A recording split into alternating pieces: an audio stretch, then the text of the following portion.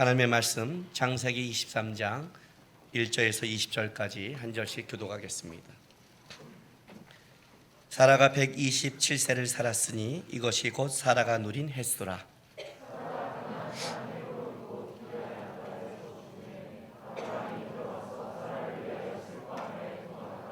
그 시신 앞에서 일어나 나가서 햇 족속에게 말하여 이르되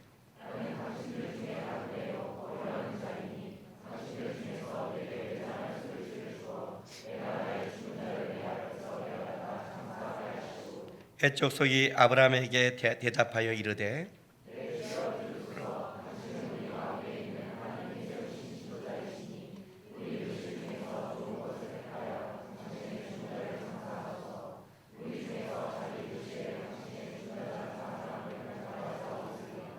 아브라함이 일어나 그 땅 주민 햇 족속을 향하여 몸을 굽히고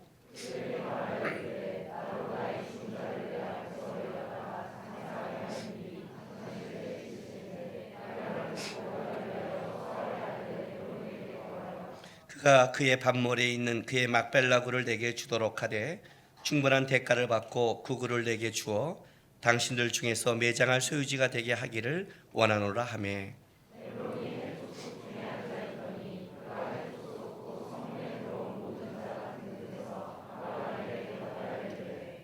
내 주여 그리 마시고 내 말을 들으소서. 내가 그 밭을 당신에게 드리고 그 속의 굴도 내가 당신에게 드리되 내가 내 동족 앞에서 당신에게 드리오니 당신의 죽은 자를 장사하소서. 그 땅의 백성이 듣는 데서 에브론에게 말하여 이르되 당신이 합당히 여기면 정하건대 내 말을 들으시오. 내가 그 밭값을 당신에게 주리니 당신은 내게서 받으시오. 내가 나의 죽은 자를 거기 장사하겠노라. 내 주여 내 말을 들으소서. 땅값은 은 400세겔이나 그것이 나와 당신 사이에 무슨 문제가 되리이까? 당신의 죽은 자를 장사하소서.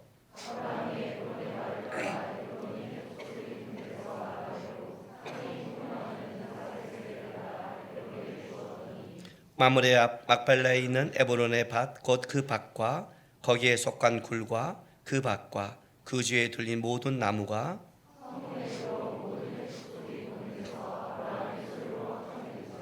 그 후에 아브라함이 그 아내 사라를 가나안 땅 마므레 앞 막벨라 밭굴에 장사하였더라. 마므레는 곧 헤브론이라.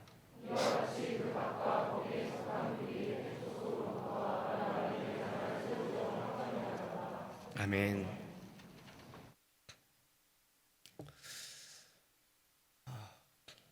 오늘이 창립 17주년 벌써 이렇게 하나님 은혜 가운데 시간이 지났습니다. 창립 17주년이 되면서 또 이제 교회가 흘러가면서 어저께 우리 아내랑 이렇게 얘기하면서 야 벌써 이렇게 갔네라고 시간이 참 빠르다. 그리고 그 교회를 위한 제가 개척 준비 3년 반을 따진다면 저는 20년이 좀 넘는 시간을 주님교회 함께 온 것 같습니다. 재밌는 게 뭐냐면 주님교회 20주년일 때 제가 61세예요. 환갑이고요. 주님교회 30주년일 때 제가 71세로 은퇴를 해요. 그러니까 딱딱 맞아요. 그러고 보니까 13년 남은 거예요. 야, 그러니까 20년이 훅 왔는데 13년 남았다고 생각하니까 야, 금방 가겠다라는 생각이 들어요. 여러분들은 우리 지금 교회 청년들이 많아서 지금 인생을 돌아보기보다는 앞을 보기가 바쁠 거예요. 그러나 어느 순간 보면 인생을 돌아보게 됩니다. 아마 모든 사람의 그 관점은 이겁니다. 어떤 삶이 행복한 삶일까?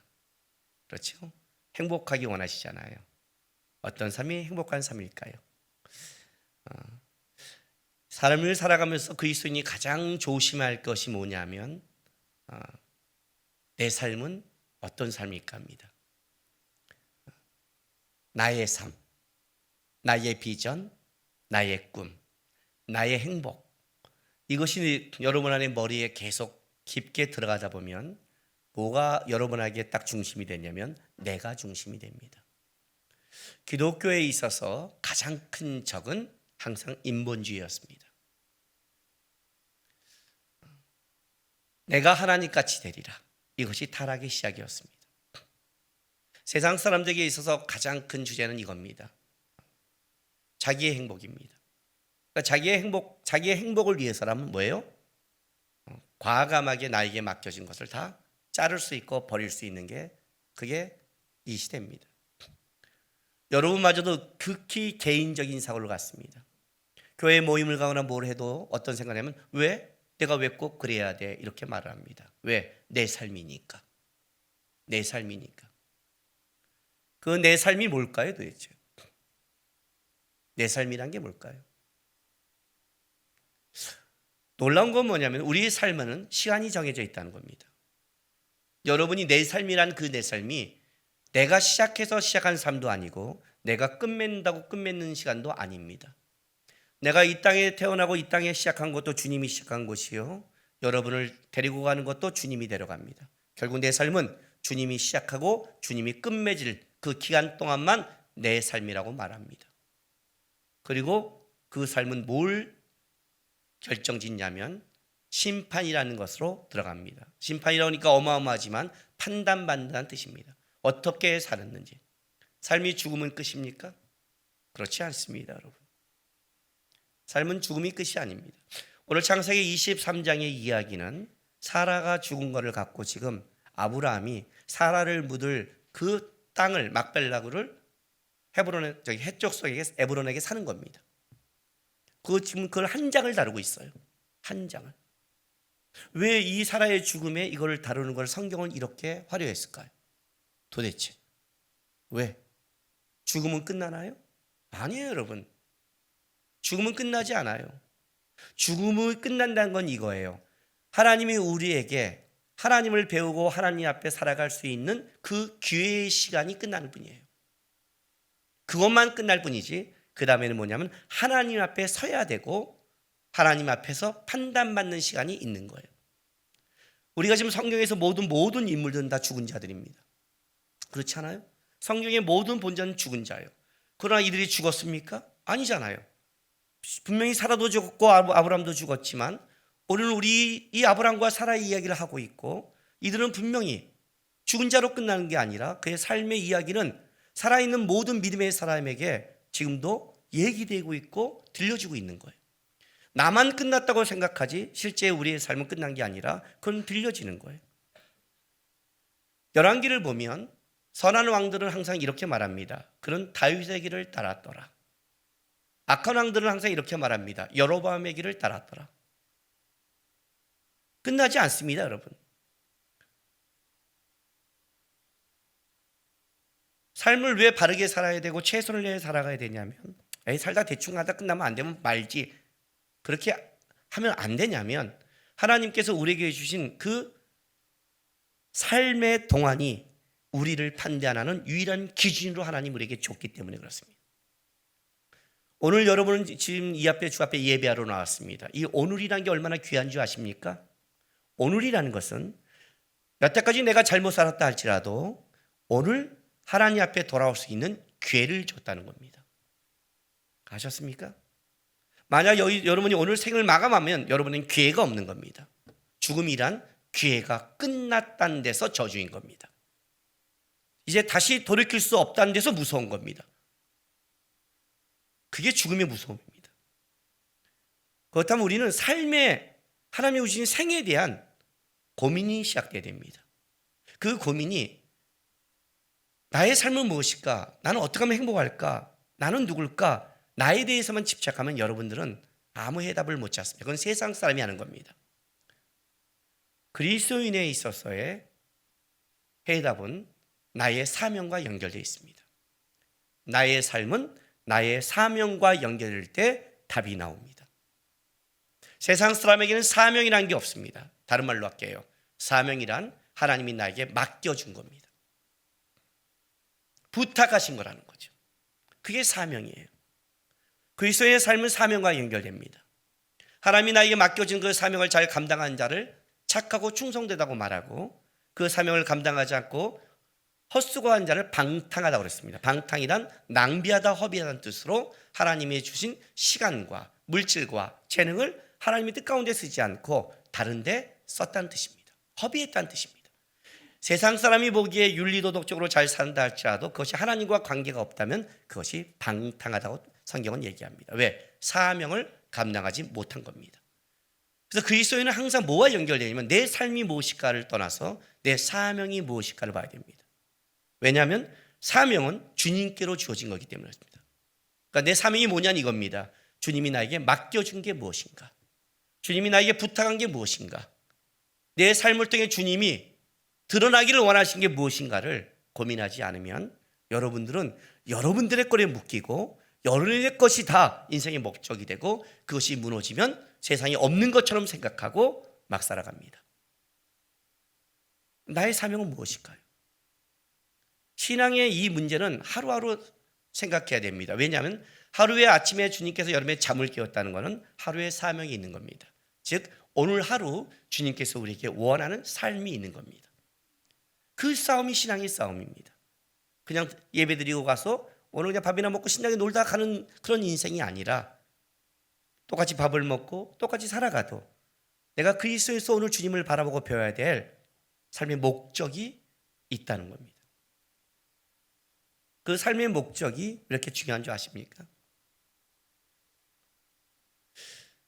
성경을 보면 아브라함 그러면 우리가 아브라함 그러면 머리에 팍 박히는 게 뭐냐면 모리아산에서 이삭을 바치는 겁니다. 그렇죠? 아브라함의 이 믿음의 이 역사가 가장 아름답게 빛나는 건 창세기 22장인 겁니다. 그래서 아브라함이 이삭을 바치는 이 믿음의 위대함 때문에 우리는 뭘 자꾸만 놓치냐면 23장과 24장을 자꾸만 대충 읽고 넘어가 버립니다. 그런데 아브라함을 위대하게 만드는 것은 22장에서 끝나면 그게 아닙니다. 23장과 24장이 있어야 22장이 빛나는 겁니다. 무슨 말이냐면 믿음은 나 하나 증명하고 가는 게 아니라는 겁니다. 이삭 잡고 가는 게 믿음이 아니라는 겁니다.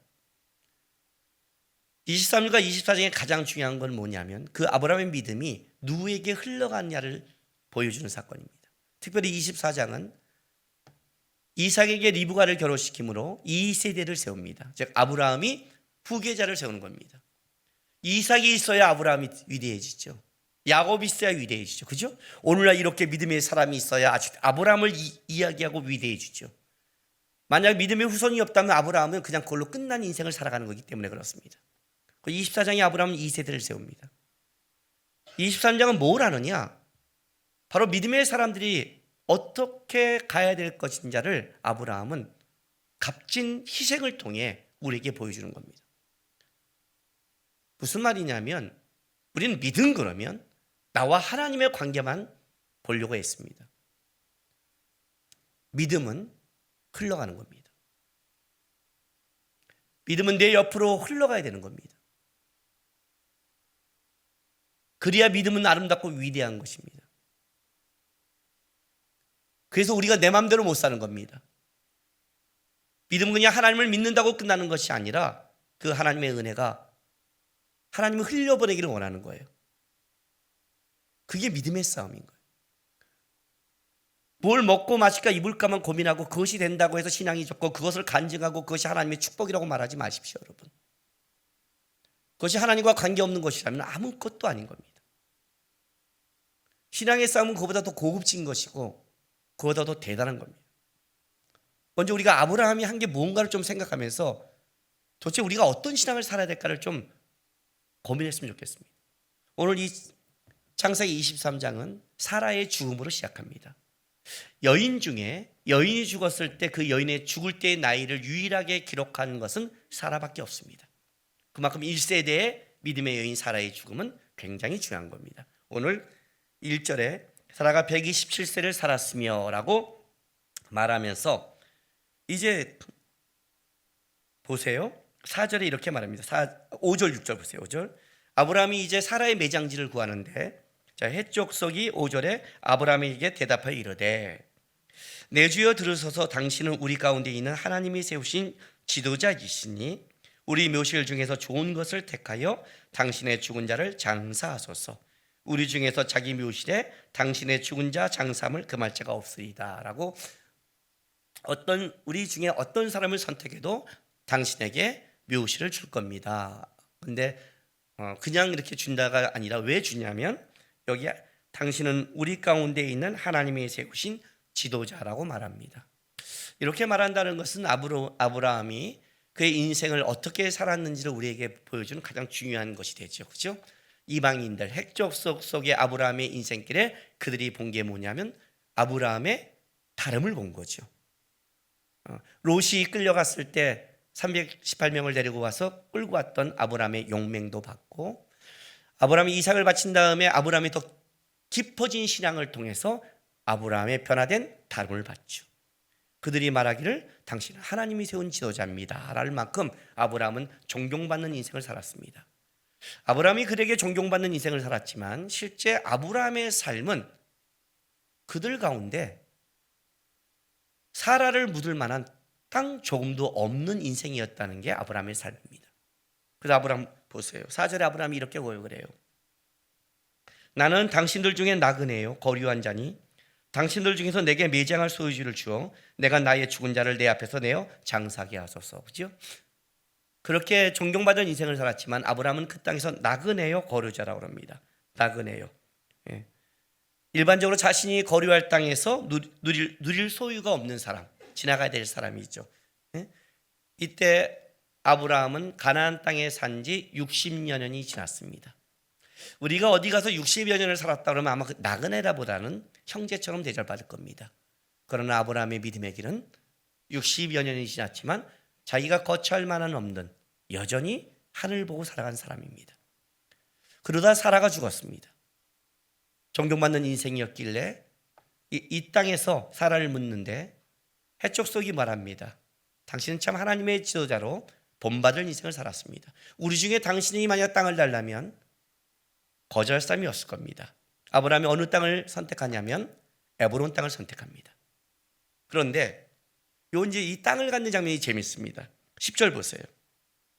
에브론이 해족속 중에 앉아 있더니 그가 해족속 곧 성문에 들어오는 모든 자가 듣는 데서 아브라함에게 대답해 이르되 내 주여 그리 마시고 내 말을 들으소서. 내가 그 밭을 당신에게 드리고 그 속도 굴도 내가 당신에게 드리되 내가 내 동족 앞에서 당신에게 드리오니 당신의 죽은 자를 장사하소서. 뭐라고 그래요? 듣고 기꺼이 내가 동족 앞에서 다 드리겠습니다. 이건 우리 같으면 어떻게 해요? 아멘. 우리 하나님 살아계십니다. 우리 그냥 꿀꺽 받을 거예요. 그죠? 근데 이제 아브라함은 또 뭐라고 말하냐면 13절 보세요. 12, 13절에 아브라함이 이에 그 땅의 백성 앞에서 몸을 굽히고 그 땅의 백성이 듣는 데서 에브론에게 말하여 이르되 당신이 합당히 여기면 청하건대 내 말을 들으시오. 내가 그 밭값을 당신에게 주리니 당신은 내게서 받으시오. 내가 나의 죽은 자를 거기 장사하겠노라. 또 밭값을 주겠대요. 예일까요? 자, 14절 보세요. 에브론이 이렇게 말해요. 내 주여 내 말을 들으소서.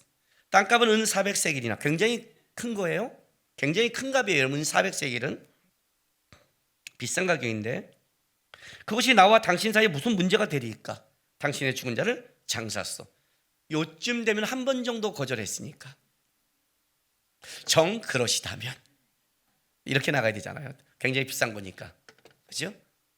그런데 자 봐요. 16절 보세요. 아브라함이 에브론의 말을 따라 에브론의 해족속이 듣는 데서 말한 대로 상인이 통용하는 은 400세겔을 달아 에브론에게 주었더니 그래요. 자, 여기서 참 재밌는 말이 뭐냐면 상인이 통용하는 은 400세겔입니다. 상인들끼리 통용한다는 것은 뭐냐면 완벽하게 법적으로 정당한 가격을 치는 겁니다. 우리끼리 좋은 가격이 아닌 겁니다.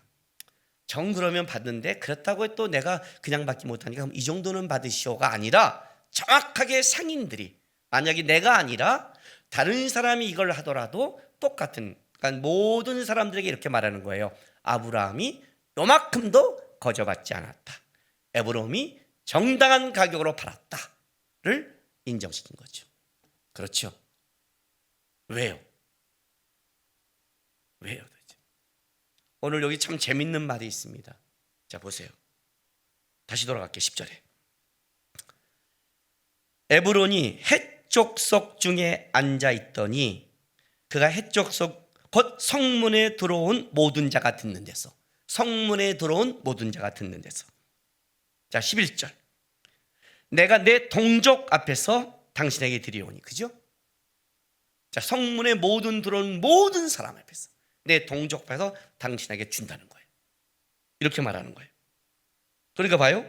자, 13절 보세요. 아브라함도 몸을 굽혀 말하되 그 땅의 백성이 듣는 데서, 그죠? 또 백성이 듣는 데서 그 밥값을 당신에게 주리니. 이렇게 나가는 거예요. 백성이 듣는 데서. 네? 그래서 정확하게 어떻게 돼요? 자, 16절 보세요. 아브라함이 에브론의 말 따라 에브론이 헷족속이 듣는 데서 말한 대로, 헷족속이 듣는 데서 말한 대로, 상인이 통행한 대로 딱 주는 거예요. 그죠? 지금 모두가 보고 있어요. 헷족속 모두가 지금 이걸 다 듣고 보고 하고 있죠. 그죠? 그래서 18절 보세요. 이렇게 결론을 내리는 거예요. 성문에 들어온 모든 헷족속이 보는 데서, 그죠? 성문에 들어온 모든 헷족속이 보는 데서 아브라함의 소유로 뭐 어떻게 됐어요? 확정된지라. 마지막 20절 보세요. 이와 같이 그 밭과 거기에 속한 굴이 헷족속으로부터 아브라함의 헷족속으로부터예요. 아브라함이 매장할 소유지로 어떻게 됐어요? 확정되었더라요. 쉽게 말하면 이거예요. 아브라함이 사라를 묻는 막발라 굴을 사는데 단순히 사라를 매장하는 걸로 끝나는 게 아니라는 거예요. 그렇다면 그냥 받을 수도 있죠. 그렇죠? 그러나 사라를 만약 무덤에 묻었다면 이런, 사라가 죽은 이후에 이제 이런 얘기를 듣겠죠.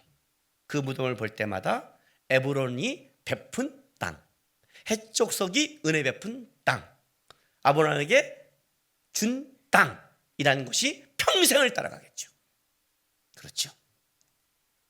그러면 아브라함과 사라가 준 게 중요한 게 아니라 이제 이렇게 되는 거예요. 시작부터 헷족속에게 은혜를 베풀어서 무덤에 있는, 여전히 무덤마저도 나그네인 아브라함이 되는 거예요. 아브라함이 어떻게 한 줄 아세요?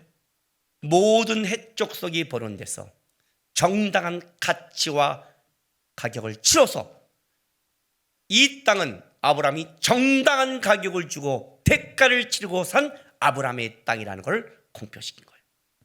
그래서 아브라함 다음에 이삭이 묻힐 때도 정당하고 당당하고, 야곱도 당당하며, 더 나아가서는 그의 후손들에게 우리 조상들이 묻힌 우리의 땅이라는 것을 심어준 거예요.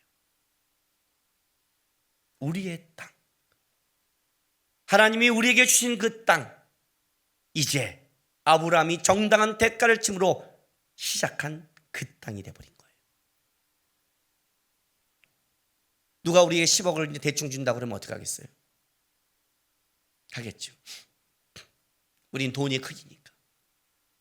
교회 개척해서 성도가 몇 명 안 됐을 때, 청년들일 때, 교회 재정이 없을 때, 큰 교회 어떤 권사님이, 큰 교회 다니는 분들이 자기네 교회는 재정이 많으니까 자기 교회 자기가 할 11조를 우리 교회 자립할 때까지 도와주겠다고 보내겠다고 그랬어요. 여러분, 청년들이 하는 11조와 어른의 11조는 달라요. 그거 몇 개면 그때 내 삶이 굉장히 교회를 유지하는데 괜찮았어요. 청년 몇십 명보다 훨씬 나요. 거절했어요. 자기 교회 11조는 자기 교회 하는 겁니다. 본교회 하는 겁니다. 우리는 본교회는 넉넉해요. 넉넉하셔도 하나님이 자기에 준 교회에 하시는 겁니다. 거절했어요. 왜요? 그렇게 교회가 자랐다는 소리를 듣고 싶지 않아요. 하나님이 우리 교회를 세우려고 작정하셨으면 우리 성도를 통해 어렵고 힘든 과정을 통해 나는 하나님이 일하실 걸 믿는 거예요. 교회의 가장 중요한 싸움은 어떻게 섰냐가 아니라 하나님이 어떻게 일했냐를 말하는 거예요. 나는 그거는 그리스도의 삶과 똑같다고 생각해요. 여러분이 살아가고 여러분이 누리고 여러분 하는 그 모든 것이 하나님의 이야기가 돼야 여러분의 삶이 가치가 있는 거예요. 하나님의 이야기가 없는 것은 가치가 없어요. 근데 하나님의 이야기가 되려면 한 가지 분명한 게 있어요. 정당한 대가를 치르셔야 돼요. 신앙은 대가가 있어야 된단 말이죠. 정당한 대가를 치를 때 뭘 봐요? 그것이 얼마나 중요한 것을 알게 돼요. 아이들을 키우거나 신앙생활할 때 말로만 하나님이 중요하다가 전혀 통하지 않아요. 유아 세례할 때 부모들한테 제가 항상 선서할 때 이렇게 말하거든요. 아이와 함께 기도하겠습니까?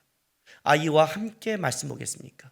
아이와 함께 하나님 앞에 신앙생활 하겠습니까? 물어요. 왜 그런 줄 아세요? 신앙은 말로 하는 게 아니에요. 하람이가 7살에서 6살 넘어갈 때 어디 가서 뭐 하는데 거기서 워낙 우리 애들이 작으니까 알아서 6살인 줄 알고 말도 안 했는데 그냥 미취아가 돈을 주더라고요. 그래서 다시 주고 바꿨어요. 예, 초등학생입니다. 얘가요? 예, 기분이 좀 나빴습니다. 근데 더 의아한 건 뭐냐면 그 사람이 아니 그냥 보통 들어가는데 왜 그걸 굳이 돈을 더 내? 왜 더 냈을까요? 하람이가 있어요. 외국 여행 갈 때 하준이가 청소년처럼 보인다고 여기는 청소년값만 치르면 된다고 했는데 거절했습니다. 성인값을 내라고요. 이해를 못하는 거예요. 왜요? 결국 결정적일 때 우리는 돈이 걸리면 돈이 좋잖아요. 너는 이제 초등학생이 됐다. 초등학생 좀 살아라. 아빠가 이렇게 말하고 아빠는 걔를 그 중요할 순간에는 미취하던처럼 대한다면 말이 돼요? 너는 초등학생이야. 그 값 내야 돼. 정당한 대가를 치를 때 뭐가 나오냐면 이게 진짜 중요한 거가 나오는 거예요. 중요한 거는 대가 없이 보이지 않습니다, 여러분. 아브라함이 이 대가를 치렀기에 모든 사람이 보는 앞에서 아브라함이 그 대가가 아브라함의 땅임을 확정짓고 그 아브라함의 땅은 단순히 아브라함을 넘어서서 이제 아브라함의 모든 후손들이 가야 될 정신적 지주가 되는 땅으로 바뀝니다. 야곱이 애굽에 갔을 때도 마찬가지입니다. 여러분, 장관이 죽을 때 사람이 많이 올까요? 장관 아버지가 죽을 때 사람이 많이 올까요? 장관 아버지가 죽을 때 많이 옵니다. 요셉이 총리를 있을 때 죽었으면 아마 거기에 피라미드도 세울 수 있을 겁니다. 야곱은 땅에 애굽에 묻히기를 원치 않았습니다. 왜? 아브라함이 정당한 믿음의 대가를 치른 막벨라 굴을 원했습니다. 그 막벨라 굴에 아브라함과 이삭과 야곱이 있으므로 이제 이스라엘 백성은 애굽 400년 동안 가야 될 정신적 메시지가 됩니다. 죽음이란 끝나는 게 아니라 내가 어떻게 살았고 뭘 위해 살았고 어떤 걸 중요하게 살았다는 마지막 메시지가 죽음에 달려있는 겁니다. 그래서 죽음을 준비해야 되고 그 죽음이라는 것은 내가 가야 될 본향을 바라보며 살아가는 싸움을 해야 되는 겁니다. 젊어서 지금 내가 살아가는 것 많고 해야 될 것이 많다고 생각하죠. 그렇지 않습니다. 어떻게 살냐는 굉장히 중요한 겁니다. 요즘에 많은 사람들이 어떤 인생을 사냐면 편한 인생을 살려고 난립니다. 왜? 내 삶이니까. 나의 삶이니까. 즐겁고 편안한 것을 행복의 조건으로 가져오기 시작했습니다. 언제 기독교가 그걸 행복의 조건으로 가져왔습니까? 그러면 가장 실패한 자가 예수님인데 가장 높은 데서 가장 낮은 데 떨어졌는데 인간으로서 머리둘 것 없이 가장 끔찍하게 살았는데 가장 큰 배신을 당했는데 모두가 알아주지 않았는데 가장 불행했는데 근데 성경은 가장 가치 있고 명예로운 사람을 예수라고 합니다. 언제부터 기독교인들이 이것이 우리의 삶의 목적이 되는지 모르겠습니다. 어떻게 우리는 다 자기에게 다 묶여 있습니다. 감정에 묶이고 뭐에 묶이고 뭐에 묶입니다. 헤어나지를 못합니다. 자기밖에 못 봅니다. 다 자기밖에. 신앙은 자기를 보는 게 아닙니다, 여러분. 나를 부르신 주님을 보는 겁니다. 그게 우리의 가치가 돼야 됩니다. 사명과 연결시키고 나의 삶, 나의 사명과 연결시키라고요. 하나님이 나에게 묶어진 곳에 내가 원하는 게 무엇인가? 하나님이 나에게 사랑하는 것에 나에게 원하는 게 무엇인가를 그 길을 가는 싸움이에요. 아브라함은 그 길을 갔어요. 자기의 주어진 길에 대가를 치르면서 그 밭을 사놓고 이스라엘 다음 세대의 믿음을 이어주고 그는 하나님 앞에 그냥 가는 거예요. 어떻게 이 땅의 행복가 아니라 그가 하나님이 원하는 삶까지 살아가고 가는 거예요. 그냥 그게 신앙의 삶이에요. 우리 교회의 비전이 뭐냐고 그럽니다. 연합이라고 그랬죠. 개교의 성장이 아니라 함께 하나님의 나라를 만들어가는 것, 말씀을 통해서. 누가 물었습니다. 그럼 목사님은 교회 성도를 볼 때 개인적으로 어떤 교회를 꿈꾸냐? 어떤 교회를 꿈꾸냐고요? 나의 자녀가, 우리의 아이들이 우리의 믿음을 보고 계속해서 믿음의 삶을 살아갈 수 있는 교회입니다. 우리가 기도하는 모습을 보고 걔네들이 어릴 때 기도해야 되고, 우리 때문에 교회를 떠나는 교회가 아니라 세상이 흔들리고 세상이 교회를 떠나도 우리의 아버지, 우리의 집사님, 우리의 장로님, 우리의 목사님을 보면 끝까지 대가를 치라도 믿음의 길을 갔기 때문에 그도 그 믿음을 알고 갈 수 있는, 제가 하나님께 받는 꿈꾸는 교회입니다.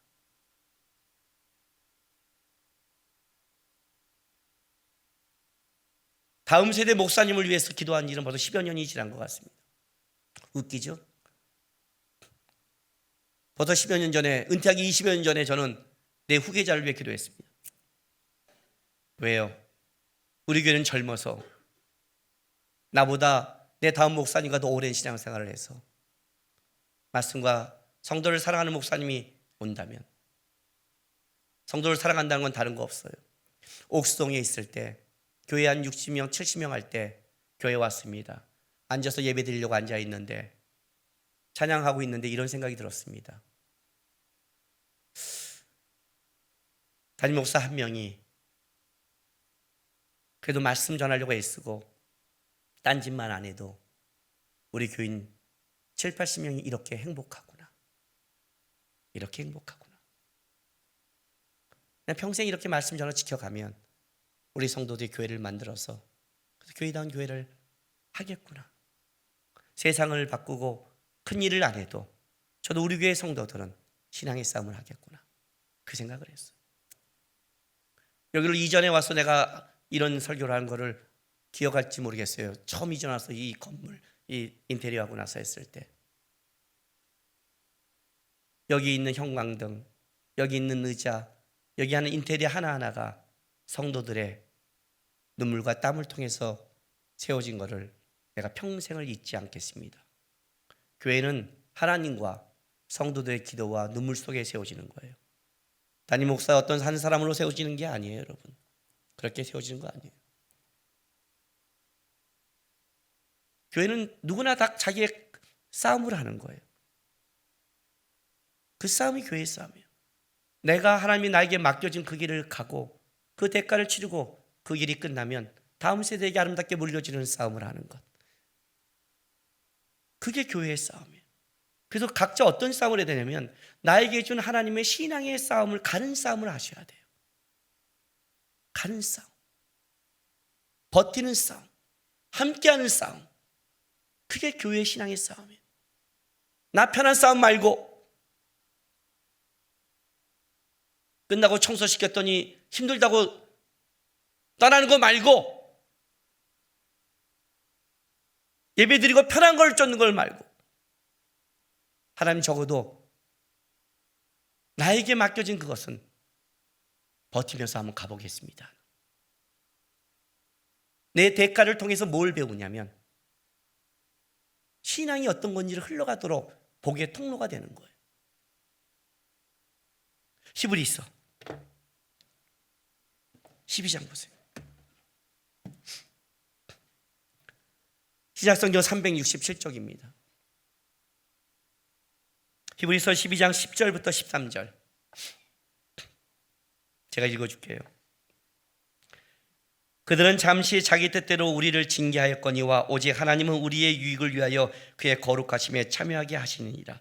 무릇 징계가 당시에는 즐거워 보이지 않고 슬퍼 보이나 후에 그로 말미암아 연단받은 자들은 의와 평강의 열매를 맺느니라. 그러므로 피곤한 손과 연약한 무릎을 일으켜 세우고 너희 발을 위하여 곧은 길을 만들어 저는 다리로 하여금 어그러지지 않고 고침을 받게 하라. 여기서 일단 징계라는 것은 이런 뜻을 갖고 있습니다. 양육, 훈련, 교육의 의미입니다. 즉 하나님이 만드시는 과정의 의미를 담고 있습니다. 그런데 우리 개역개정파는 성경에는 약간 이 말의 의미가 이해하기가 어렵습니다. 그렇죠? 특히 13절에 너희 발을 위하여 곧은 길을 만들어 저는 다리로 하여금 어그러지지 않고 고침을 받게 하라. 이게 지금 내가 다리가 아픈 거야 뭐야 이게. 진짜 헷갈리잖아요. 현대어 성경에 가장 이게 잘 번역되어 있어서 제가 읽어드릴게. 여러분이 한번 그 성경과 같이 읽으면서 참조하시기 바랍니다. 자, 10절에 이렇게 시작합니다. 우리를 낳아준 아버지는 우리의 앞날을 위해 그가 알고 있는 지식으로 극히 짧은 기간 동안만 우리를 훈련합니다. 그러나 하나님께서는 우리에게 가장 좋은 것을 주시고 그분의 거룩하심을 나누어 주려고 언제나 바르게 견책하시는 겁니다. 11절 무슨 벌이든 벌을 받을 때는 즐겁기보다는 상처를 받습니다. 이 벌은 하나님이 만드는 과정이라고 그랬습니다. 교육, 훈계 이런 거예요. 그러나 나중에 가서는 그것이 유익한 결과를 낳아 믿음이나 성격이 다 성장하고 있다는 걸 알게 될 겁니다. 자, 그 다음에 12절 들어보세요. 그러므로 여러분은 느슨해진 주먹을 힘껏 쥐고 떨리는 무릎을 굳게 일으켜 세우십시오. 그리고 여러분이 걸어가기에 똑바르고 평평한 길을 열어 나가십시오. 그러면 여러분을 뒤따라가는 이들이 비록 약하고 절름거리는 사람들일지라도 넘어지거나 부상당하지 않고 오히려 튼튼하게 될 것입니다. 이해가 되세요? 제가 사랑했던, 아꼈던 많은 믿음의 사람들이 있었습니다. 그 믿음의 사람들이라는 것은 인생 속에 자기가 싸워야 되고 자기가 하나님 앞에서 가야 될 싸움의 현장이 치열한 사람들이었습니다. 그 중에 아름답게 믿음의 길을 가는 사람도 있었지만 너무너무 안타깝게 포기한 사람도 있었습니다. 그 포기한 사람들의 얘기 속에 공통적인 게 있었습니다. 근데 그게 제 안에 가슴이 너무 아픕니다. 이렇게 말합니다. 저와 같은 상황 환경에 가는 분들을 봤더니 모두가 다 그렇게 가지 않고 타협하는 걸 합니다. 왜 저만 이래야 됩니까? 왜 나만 그래야 됩니까? 그들도 저렇게 잘 살고 있는데 왜 저는 그렇게 해야 됩니까? 하고 손을 놨습니다. 너무 가슴이 아팠습니다. 누군가가 그 앞에 버티는 자가 있었으면, 누군가가 그 길을 열어가는 자가 있었으면 그 아이가 그런 말을 하지 않았을 겁니다. 갈 수 있구나, 버틸 수 있구나, 가는 사람이 있구나. 근데 아무도 이 길을 가는 싸움을 안 하려고 그래요. 다 편하려고 그러고 남이 하니까 하려고 그러고 세상만 따라가려는 신앙을 배우려고 그래요. 주께서 십자가를 지고 그 길을 열었는데, 믿음의 사람들이 그 길을 갔는데 그 길 싸움을 안 해요. 누군가가 그 길을 가준다면, 비틀비틀 간다면, 기어사로 간다면, 한 발짝으로 간다면 그 길에 똑같이 어려움을 당하는 그 사람은 그 사람을 보고 갈 수 있구나, 가고 있구나, 가치가 있구나, 보면 그 길을 따라가서 믿음의 길이 열릴 텐데, 나에게 준 그 길에서 원망만 하고 환경만 탓하지, 힘들다고 얘기하고 감정에만 빠지지, 누구도 하나님 앞에 나이 받은 사명과 그 길을 갈 생각을 안 하는 거예요. 그러면 그 다음 세대가 무너져요. 한국교회 청년이 떠난 것은 이 싸움이에요. 창세기 22장에 아브라함은 이삭을 바치는 믿음을 증명하는 싸움에는 훌륭하게 성공을 했는데, 다음 세대를 세운 데서 안이하게 살아가 버리면 그 믿음은 흘러가지 않아요. 하나님이 나에게 생명을 주는 그날이 아직 사명이 끝나지 않은 거예요. 일이 끝날 수 있을지는 모르지만 삶은 끝나지 않았어요. 은퇴한다고 끝났나요? 우리의 완전한 은퇴는 하나님이 이 땅에서 생명을 거두어간 그날이 완전한 은퇴예요. 여러분, 젊었을 때부터 신앙의 싸움을 할 줄 알아야 돼요. 젊었을 때부터 편한 걸 쫓으면 나이 들어서는 진짜 쓸모없는 신앙이 돼요. 젊어서 싸운 분들도 나이 들으면 손을 놓고 싶은 거예요.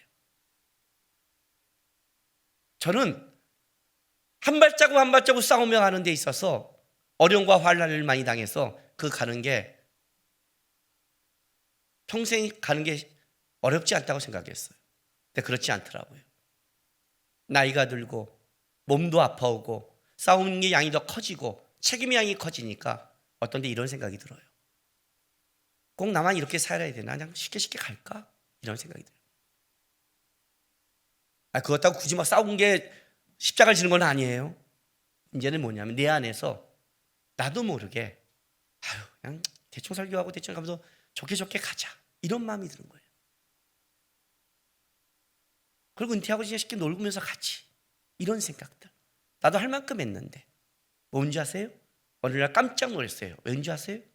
어느 날 예수님보다 자꾸만 내 남은 인생, 내 삶, 나 편한 것, 이 말이 내 입에서 나온 걸 보면서 이건 아니구나예요. 그렇게 갈 수도 있고 안 갈 수 있지만 적어도 내 입에서는 그 말이 나오면 안 되죠.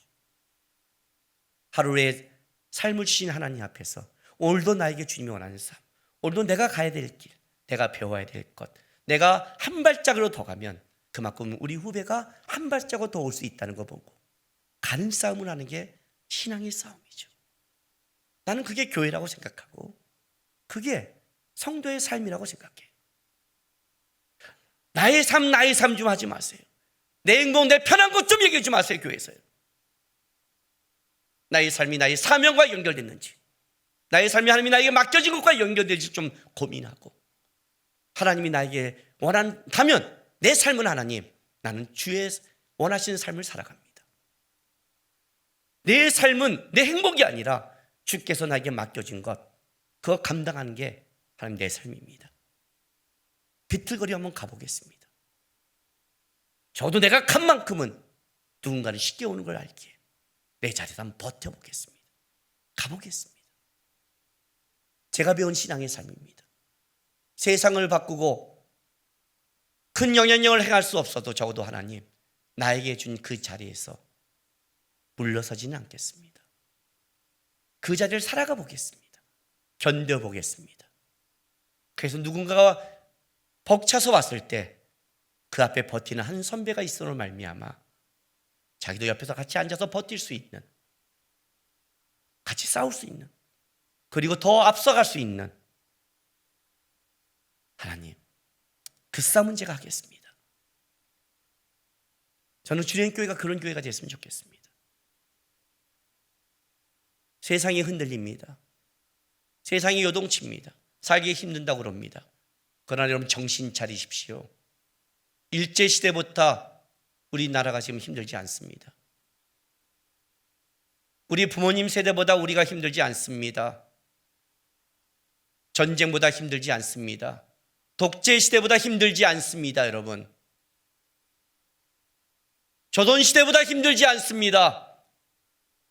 한민족 역사 가운데 그래도 편한 시대가 지금의 시대입니다. 편한 것에 빠졌기 때문에 힘들다고 말합니다. 내 인생 살아온 것 하나님 앞에서 판단받을 날 생각하면서 오늘 하루의 삶을 주신 하나님 앞에, 과거는 바꿀 수 없지만 오늘은 내가 주님 앞에 바꿀 수 있습니다. 오늘은 달라질 수 있습니다. 그 오늘 준 이 하루하루가 주님 앞에 믿음으로 한 발자국 한 발자국 걸어가는 하나 되게 하시고, 세상의 편함을 보지 말고 주께서 나에게 맡겨진 삶, 그게 고단할지라도 그것이 가치 있는 것이라면 자기를 부인하고 자기 십자가를 지고 그 길을 가는, 주님교회 18주년, 19주년, 20주년 될 때마다 그것이 시간이 흘러가는 것이 아니라 주님을 향한 신앙의 발자취가 쌓여가는 그런 교회가 되길, 그런 성도가 되길, 그런 믿음의 길이 되길 주님의 이름으로 바랍니다. 기도합시다.